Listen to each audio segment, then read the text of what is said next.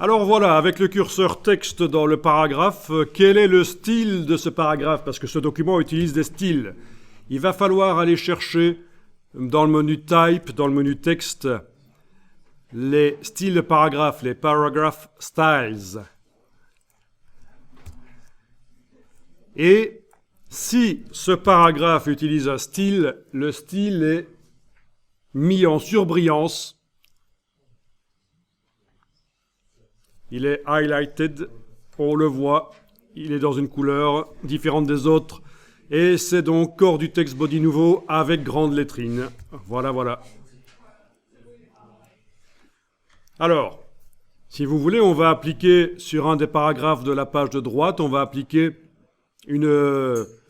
un style qui va permettre d'avoir une petite lettrine. Les lettrines, ce sont des choses qui permettent donc de commencer un article dans un magazine, mais dans une publication un peu fun, pas un truc sérieux. On va pas faire ça dans un rapport d'entreprise.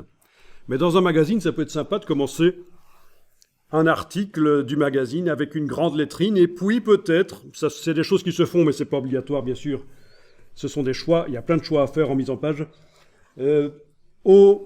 au milieu de l'article ou à certains endroits du déroulement de l'article, certains paragraphes peuvent commencer avec une petite lettrine pour indiquer « Tiens, là, on va changer un peu de sujet. On parle un peu d'autre chose, mais c'est quand même le même sujet principal. » Mais ouais. Alors, imaginons que, voilà, sur la page de droite, ici, vous allez cliquer sur l'article, le paragraphe, pardon. Le paragraphe, parce que l'article, c'est toute la série de paragraphes, hein, bien sûr.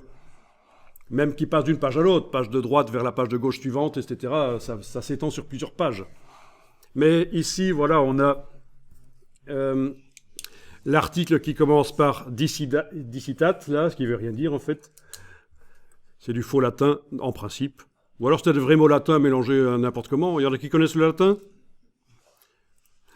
Bon, c'est du faux texte. Le temps de mettre au point le document. Vous cliquez n'importe où dans ce paragraphe et on va aller mettre à la place de, voilà, corps du texte nouveau, on va aller mettre corps du texte body nouveau avec petite lettrine.